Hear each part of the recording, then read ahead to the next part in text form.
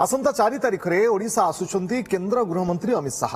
झारसुगुड़ा विमान बंदर में पहुंची से सीधा बरगढ़ जिबे। सेठारे 1750 कोटी टंका व्यय इथानल संप्रसारण प्रकल्पर शुभारंभ करिवे शाह। परे संबलपुर जाई रात्रि जापन करिवे एवं ता परदिन अर्थात जुलाई 5 तारिख में साधारण सभा सहित संबलपुर ग्रेटर रिंग रोड रो भूमि पूजन करिवार कार्यक्रम रही। गृहमंत्री ओडिशा गस्त नहीं सूचना देछंती बरगढ़ सांसद प्रदीप पुरोहित।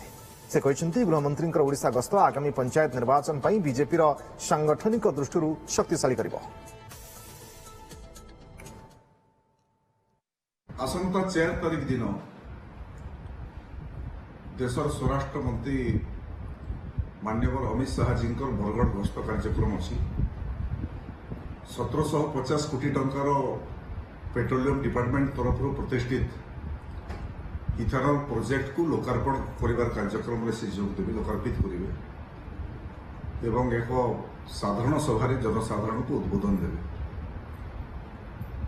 बरगढ़ कार्यक्रम समाप्त कर सारा पर संबलपुर फेरी जावार कार्यक्रम अच्छी। संबलपुर रे रात्रि यापन करने पर 5 तारिख दिन संबलपुर विभिन्न कार्यक्रम से जोग देवे